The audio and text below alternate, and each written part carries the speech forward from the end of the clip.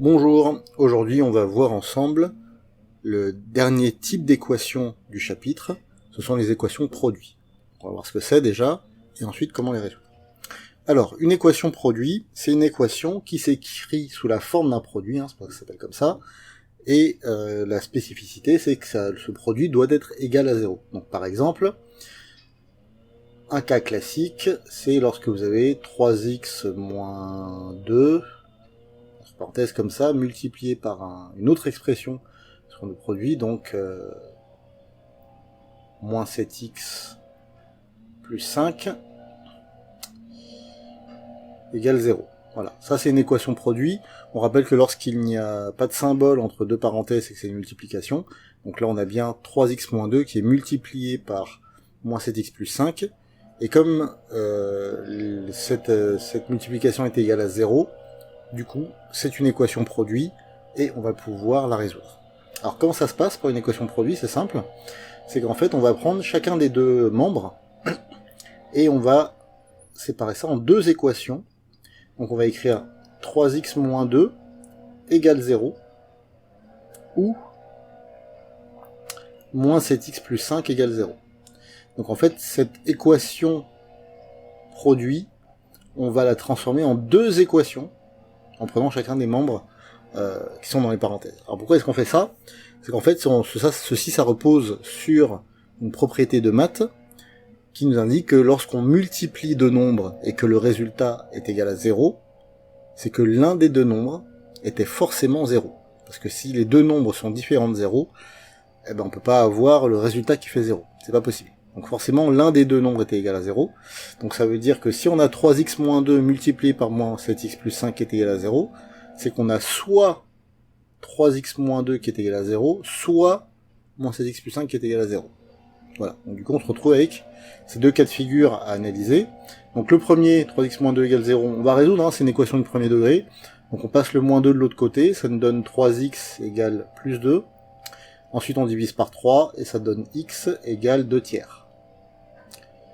Voilà. Deuxième équation, le plus 5 on le met de l'autre côté, ça donne moins 5, donc ça fait moins 7x égale moins 5. Ensuite on divise par moins 7, ça fait x égale moins 5 divisé par moins 7, ça fait 5 septièmes. Voilà. Et on a ici nos deux solutions. Alors comme je l'avais expliqué dans une précédente vidéo, lorsque vous voulez résoudre une équation, il faut donner toutes les possibilités, donc ça veut dire tous les nombres qui permettent de vérifier l'égalité. Et donc là, si on remplace le x par 2 tiers, ça nous fera 0 dans la première parenthèse, et 0 multiplié par quelque chose qu'on aura ici, ça fera 0. Et si jamais on remplace à la place par 5 septièmes, ben c'est dans la deuxième parenthèse que ça nous fera 0. Et donc du coup, quand ce sera multiplié par le contenu de la première parenthèse, ben ça fera 0 également. Donc 2 tiers et 5 septièmes sont deux solutions de l'équation qui est écrite au-dessus. Voilà. Donc ça c'est une équation produit. Alors dans les faits, vous aurez souvent des équations écrites telles quelles dans vos exercices à résoudre, mais vous avez aussi quelquefois des choses un peu plus techniques, on va dire, un peu plus subtiles. On peut vous donner une équation de ce style-là. Par exemple, 7x plus 35x carré égale 0, ou alors même peut-être un peu plus compliqué, on va mettre par exemple égale 5x carré plus 2x. Voilà, on a quelque chose comme ça. Donc si on a quelque chose comme ça, on va passer tous les x à gauche, du coup on va se retrouver avec 7x plus 35x carré moins, pardon j'ai mis égal, c'est moins 5x carré moins 2x, c'est comme on n'a plus rien à droite, on va mettre égal 0. Là on va pouvoir réduire les x carrés ensemble ainsi que les x ensemble. Donc pour les x carrés on va avoir 30x carré. Et pour les x on a 7 moins 2, ça nous fait 5. Donc plus 5x. Égale 0. Une fois qu'on est arrivé là, on va factoriser cette expression-là, puisque là vous voyez qu'il y a 5 en facteur commun et x également.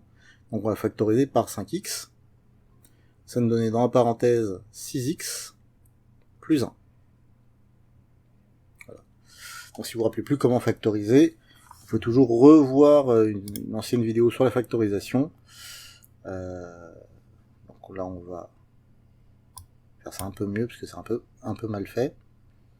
Mais pour ce genre d'équation, il va falloir être capable de factoriser correctement l'expression qui est donnée, et notamment de repérer le x qui est en facteur commun, ce qui va nous débloquer pour notre équation.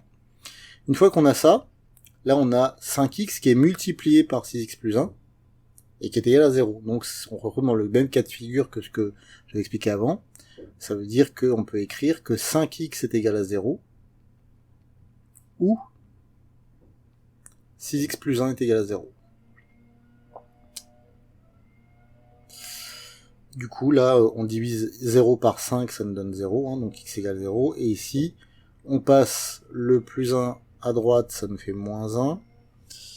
Et on divise par 6, et ça nous donne moins 1 sixième. Voilà. Et du coup, nos deux solutions, c'est x égale 0 et x égale moins 1 sixième. Voilà, donc pensez bien à ce cas de figure-là, lorsque vous avez une équation où vous avez du x carré et du x, et vous voyez qu'il n'y a aucun des deux qui s'en va, mais vous n'avez pas de constante. Pensez bien qu'il faut factoriser par x ou plus d'ailleurs, et une fois que vous avez factorisé, vous allez déboucher sur une équation produit, c'est comme ça que vous allez pouvoir obtenir la résolution. Voilà, comme d'habitude, entraînez-vous, assurez-vous que vous maîtrisez bien cette chose-là, donc les équations produits, mais également les deux autres types d'équations que vous avez appris à résoudre en troisième. Et une fois que ce sera fait, vous serez incollable sur les équations. Donc bon courage, et n'oubliez pas que l'entraînement rend performant.